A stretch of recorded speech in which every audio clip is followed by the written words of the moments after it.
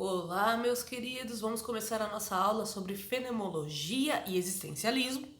Uma aula de filosofia para vocês, principalmente meus alunos queridos que gostam de filosofia. Essa aula é para vocês, tá bom? E vamos lá! Por que filosofia é tão bom e é tão importante para a gente que é ser humano? Primeiro, galera, uma coisa que a gente vai perseguir a vida inteira é tentar muitas vezes achar um sentido para as coisas, né? Um sentido para alguma coisa que aconteceu com a gente. Um sentido por algum momento da sua vida. Isso não está errado, isso faz parte da nossa capacidade de filosofar, né? E justamente por isso a gente busca entender os sentidos das coisas, né? E quando a gente busca entender os sentidos das coisas, a gente pode estar tanto partindo para um plano platônico, né? De você entender o sentido por trás das coisas, né? E muitas vezes saber que as próprias coisas em si podem estar enganando você. E o sentido por trás daquelas ações pode ser mais importante para você. O Sartre nos convida a sair um pouco dessa lógica de procurar sentido em tudo. Assim como também o Husserl do pensamento filosófico da fenomenologia vai nos convidar também a pensar diferente, tá bom? Então olha só, algumas frases obtêm grande impacto no nosso pensamento, é chamado de aforismo, né? Aquelas frases que ficam na nossa cabeça e que fazem a gente ficar refletindo. Às vezes a gente pensa que ler um livro, ouvir alguém falando, é uma coisa banal. Porém, galera, uma coisa muito importante da nossa existência é o pensamento, né? O ser humano, como ser pensante, ele tira conclusões das coisas através do pensamento. Então, toda vez que você lê alguma coisa ou ouve algo que te causa um impacto muito grande, que te faz refletir, você pode ter certeza que você já não é a mesma pessoa que você era antes de ler aquilo, antes de ouvir aquilo. E aí está a grande importância da nossa capacidade de pensar, né? Porque a gente tem uma capacidade de transformação através do pensamento, né? Mas como ocorre essa capacidade de transformação? Porque fazendo um caminho simples, parece que eu simplesmente penso e acontece. Tive um pensamento diferente, minha vida vai ser diferente daqui para frente. Talvez sim, talvez não. O que vai determinar se sua vida é diferente não é, de fato, o pensamento e nem os fenômenos que acontecerem com você simplesmente, mas principalmente a sua capacidade de decidir diante desses fatos, beleza? Então vamos lá. O homem está condenado a ser livre. Essa frase do Sartre, que está presente no livro O Existencialismo, é um humanismo, muito lindo esse livro, inclusive maravilhoso. E o existencialismo como humanismo é justamente a nossa existência enquanto ser humano, é o que faz a gente criar consciência das coisas, através das coisas que acontecem com a gente, né? Então, por isso que a gente, normalmente, quando a gente vai perguntar para alguém sobre alguma coisa, você não vai perguntar para uma pessoa que nunca teve experiência naquele assunto, né? Então, a gente busca as pessoas que já tiveram experiência naquele assunto, pois a existência daquele fato na vida da pessoa dá, de certa maneira, uma propriedade para ela. E eu não estou dizendo aqui se é correto ou não o que ela vai dizer. Estou dizendo que a gente, no ato de buscar uma referência em alguém, a gente busca uma referência de alguém que viveu aquilo, né? Ou que, no mínimo, estudou aquele assunto. Mas, de qualquer maneira, faz parte da existência dela, né? Você não pergunta sobre encanamento para o médico, né? Isso faz muito sentido. Porque, afinal de contas, não é coerente. E a resposta que você ia obter provavelmente vai ser: conheço uma pessoa que sabe melhor desse assunto, né? Então, como o homem está condenado a ser livre, porque a gente não tem opção, a gente tem que escolher. Não faz parte da nossa vida omitir uma escolha. A gente sempre está escolhendo, até quando a gente não quer escolher, né? Então vamos supor, chamo vocês para comer uma pizza. Acabou a quarentena, todo mundo já vacinado e vamos comer uma pizza. Chega lá na pizzaria, todo mundo fala assim: e aí, que sabor que a gente vai pedir? Né? E fica aquele climão, porque ninguém quer sobrepor o seu gosto acima dos outros, né? Ou as outras pessoas preferem mesmo experimentar um sabor novo, muitas vezes, né? Baseado no que as outras experimentaram, tá? E fica aquela coisa meio esquisita, tipo, ninguém escolhe nada e acaba que ninguém pede nada. E aí, pessoal, aí é que tá o barato da coisa. As pessoas que optaram por não escolher o sabor da pizza também estão optando por uma escolha. Essa escolha é muito clara. Eu não quero ser a pessoa que vai escolher o sabor de pizza, pois se a pizza chegar e desagradar os outros, eu não serei culpado por isso. Tá dando pra entender? como essa escolha tem uma má fé por trás. E o que seria essa má fé? Delegar essa escolha sobre alguém para poder fazer essa pessoa colher todas as consequências dessa escolha. Quando, na verdade, as pessoas que se omitiram em escolher o sabor de pizza também escolheram. Então, é desonesto você brigar com a pessoa que escolheu o sabor e desagradou parte das pessoas, porque, sei lá, tinha alho. Inclusive, adoro pizza de alho, gente. Amo. Seria o sabor que eu ia escolher. Desagradando muita gente, provavelmente. Aí tá outro fator muito legal do existencialismo. As suas escolhas sempre vão desagradar alguém. A questão é coerente pra você? Então, é isso que importa, tá? Não importa o que o outro pensa. Não importa que ele ficou desagradado. Se aquilo é coerente pra você e você não desrespeitou a liberdade dele, tá ótimo, né? O problema da gente fazer escolha que desagrada o outro não é um problema pra gente, filosoficamente falando. É normal. As pessoas têm opinião, né? E se você quiser agradar todo mundo, você não vai viver. Por isso que tem a frase do Sartre famosíssima: o inferno são os outros. Porque eu delegando a minha existência a partir do olhar do outro, quando ele gostar do que eu faço, vai ser o paraíso, né? Quando ele não gostar, vai ser o inferno. E aí o que acontece? Eu vivo angustiada. E por que eu vivo angustiada? Porque eu vivo sempre tentando, né, agradar o outro. Sempre tentando fazer o olhar do outro ser uma visão positiva sobre mim, tá? Pessoal, a filosofia debateu isso, né? Logo no começo aí do século XX pro século XXI, tá? Mas assim, o Sartre estava vivendo na época da invasão nazista na França. E ele viu muita gente se omitindo a esse fato, escolhendo se esconder, né? Escolhendo não resistir. E resistência tem muito significado. Resistência não é só você ir lá no fronte da guerra e se sacrificar. Resistência é sobreviver também, né? É você sobreviver a um período como esse, que é um período tenso, um período de guerra, né? Então, pro Sartre, as pessoas que preferiram se omitir foram as pessoas que gostavam do nazismo, por fim, mas não tinham culhão suficiente para admitir, né? Então, dentro da não escolha sempre tem uma escolha, tá? Grava essa informação. E aí a gente tem o ente do ser, né? Desculpa, gente. O ente e o ser. São definições filosóficas importantes para a gente entender a literatura desses autores, tá? Então, olha só. Esses filósofos, no caso, né? O Platão, que viveu em 428 a 348 a.C., iniciou uma tradição filosófica que gerava desconfiança dos objetos, onde nossos sentidos nos enganam. Para Martin Heidegger, se eu estiver falando errado a pronúncia, gente, é porque eu sou muito ruim de alemão, né? Todo autor alemão é uma dificuldade para mim, mas eu li o pensamento dele e também tive acesso às obras dele. É muito louco quando você lê um autor e não sabe falar o nome dele, sabe? É uma coisa... Você sabe falar as ideias dele, mas não sabe falar o nome dele, sabe? Lá na faculdade de História eles puxavam muito a orelha da gente com isso. Com razão, né? Esses objetos podem ser classificados como entes, definindo tudo aquilo que nos cerca, nos preenche, nos exalta, nos constrange, nos enfeitiça, etc. Então, nos preenche. São coisas que podem ser consideradas desde comida, né, até coisas que causam satisfação na gente. Nos exalta. São objetos que nos ajudam, nos possibilitam melhorar de vida, nos possibilitam exercer algo melhor, né?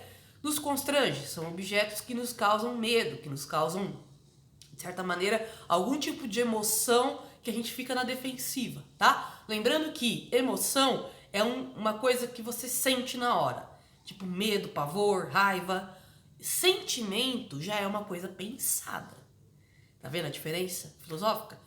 Emoção, uma coisa que você sente simplesmente como reação. Pus a mão no fogo sem querer, queimei a mão. Vou sentir dor. Isso é uma emoção, né? Agora, sentimento seria aquela dor amorosa, por exemplo, né? De uma pessoa que você idealizou e deu errado. Né? Então, por mais que dá pra gente, é muito confundível uma coisa com a outra, dentro da filosofia isso é muito bem separado, tá? Então, por exemplo, o amor é uma emoção? Não. A emoção talvez seja aquela palpitação que você tem antes de ver a pessoa. Ele é um sentimento. Ele tá repleto de ideias, então ele não tem só emoção, tá? Então, continuando. Diferenciando-se apenas entre o ente geral. O que é o ente geral? Tudo que eu expliquei anteriormente. Esses objetos que são objetos à nossa volta, que podem ser feitos por nós, podem ser naturais. são coisas que nos beneficiam, coisas que não, né? O ser humano desenvolveu para beneficiar ele mesmo, como por exemplo esse celular que possibilitou que eu pudesse dar aula para vocês, né? É uma maneira de exaltar a minha capacidade de dar aula para vocês e exaltar a capacidade de vocês de estudarem e adquirirem ciência, né? Então, continuando, os entes particulares são os objetos propriamente ditos. Então, os entes geral pode ser uma coisa viva. O ente particular já é um objeto que é inanimado, que por mais que você veja muitas coisas por trás dele, né? Como, por exemplo, quando eu olho para uma xícara, se eu gosto de chá, eu vou pensar no chá. Se eu gosto de café, eu vou pensar no café. Se eu gosto da cor azul, eu vou falar, poxa, eu queria uma xícara azul. Se eu gosto da cor vermelha, eu vou falar, nossa, inclusive tem café aqui, eu tô mexendo ela que nem... eu posso desgostar dela, enfim. Isso aqui é uma coisa subjetiva. Por quê? Por mais que os pensamentos podem ser diferentes, o objeto é o mesmo, né? Então, o ente é esse objeto, tá? O objeto, o ente particular, é a minha xícara, né? Minha xícara não tem como estar na Ásia agora. Ela tá aqui. E eu consigo vê-la, né? Consigo tocá-la, consigo senti-la, né? Eu uso ela. E aí você fala assim, pra que serve uma xícara? Porque a gente não consegue segurar uma bebida extremamente quente como café na mão. Eu não vou virar a garrafa de café na boca, só se eu fosse completamente doida, né? Ou completamente, sei lá, talvez por view, né? Vou fazer um vídeo aqui no YouTube assim, virei a garrafa de café na boca, vejam no que deu. No que deu. Óbvio que eu vou parar no hospital, né? Queimando a garganta até umas horas, credo. Nossa senhora. Enfim, lembrei de um fato muito engraçado de um primo que fez isso e a gente só não deu nem tempo. Sabe quando você tá vendo a pessoa já fazer a merda e você fala assim, desculpa. Desculpa aí o palavrão, gente. Você tá vendo a pessoa lá fazendo aquela baboseira, né? E aí você vai falar, mano, não faz isso que o café já era. Já tava dando a garganta dele, já tava gritando, né? Gente que foi criada com primo, gente, é muito bom, porque às vezes seus primos fazem umas coisas que você aprende através do problema dele, entendeu? Você vê que ele fez alguma coisa de errado, você já fica, cara, melhor não, né? Então, o exemplo do outro, em nenhum momento o existencialismo, ele olha pro outro e fala, você é insignificante. Isso seria uma coisa muito presunçosa, né? Pelo contrário, o existencialismo, ele olha na experiência do outro um fato que eu posso tirar conhecimento, algo que vai me fazer conhecer a mim mesma, né? Eu vou chegar lá.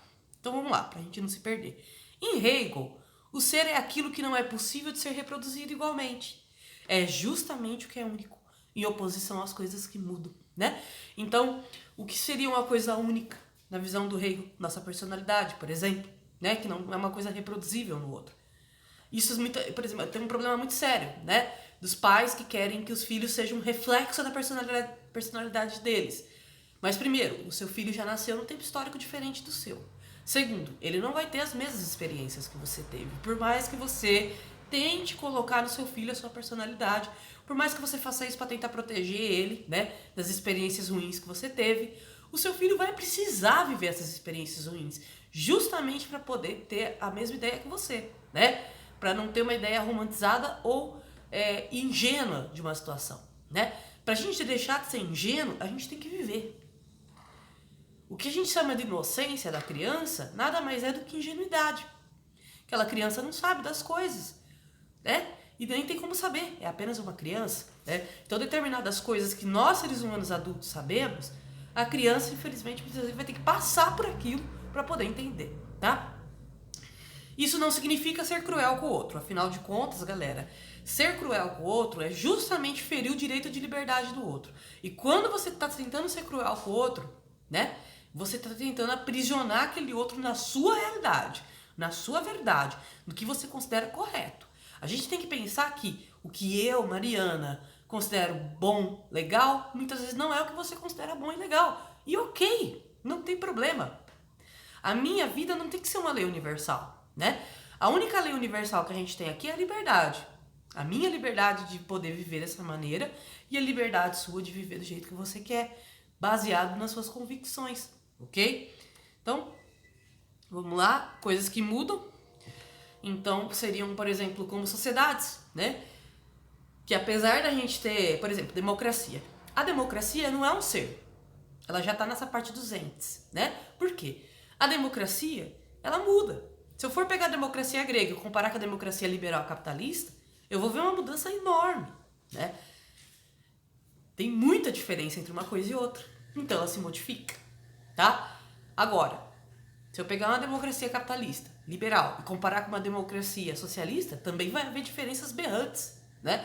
Então, assim, é errado eu olhar para isso e falar assim, ah, não, mas essa daí não é democracia de verdade. Não, é democracia também. Esse é o nome que se dá ao ente, a coisa, né? Se é uma democracia liberal, grega, socialista, já são outros 500, certo? Então, são a mesma coisa dividida em funções diferentes.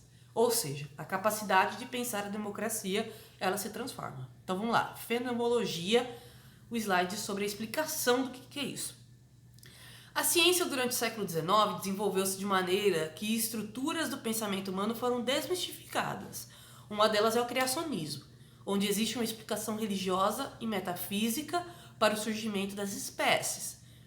Com o advento da obra de Charles Darwin, A Origem das Espécies, do século XIX, passa a ser retomada a ideia de que a natureza obedece a uma lógica, e nem sempre tão perceptível, mas possível de ser entendida a partir de uma metodologia científica, tá?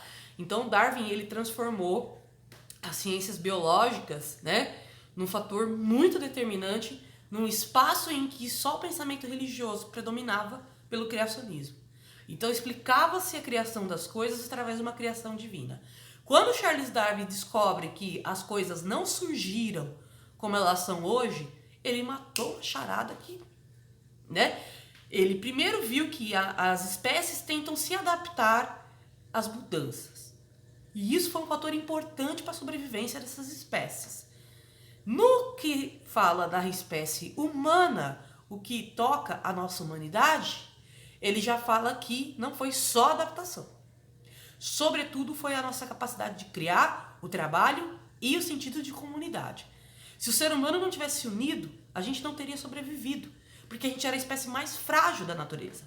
Outra coisa, nessa união, com várias cabeças pensando, surgiu também o que a gente chama de ciência, né? E nesse desenvolvimento científico da técnica, do trabalho, da caça, o ser humano conseguiu consolidar a sua sobrevivência. A observação da natureza, para observar e absorver elementos dessa natureza, foi outro fator determinante para a nossa espécie. Tá vendo? Não foi um Deus que fez assim, surgiu a humanidade. A humanidade percorreu um longo caminho, e um longuíssimo caminho mesmo, de milhares e milhares de anos, para se desenvolver, para chegar próximo do que a gente é hoje. Inclusive, percorreu muitas espécies em termos genealógicos. A genealogia, aí no caso, seria as origens específicas da nossa espécie, né? Que vem das misturas de outras espécies. Então, o ser humano, diferente do que falam, que era o macaquinho, que foi evoluindo, que foi andando, que virou o ser humano, o Homo sapiens, não foi assim, não. Foi uma mistureba de espécies que definiu o DNA humano, né? Então, meu gato tá brincando aqui de fundo, gente. Então, assim, se vocês conseguem fazer o paralelo de diferença entre um Deus criando o ser humano à sua imagem e semelhança, simplesmente, ou de uma humanidade que se desenvolveu ao longo do tempo e até, inclusive, precisou mudar elementos da própria natureza, como andar de pé, né? Para poder sobreviver, é outra coisa, né, galera? Aí a gente já vê que a humanidade, ela... É engraçado, porque quando a gente tem um olhar criacionista, a gente olha os primeiros humanos com uma certa arrogância. A gente olha para eles tipo, eles eram burros, eles eram bestiais, né? Mesmo depois que você desenvolve o pensamento que sim, a gente veio de uma espécie de chimpanzés, né? Você fica, mas aqueles humanos eram menos dotados que nós. Gente, menos dotado, vírgula, se eu jogar você no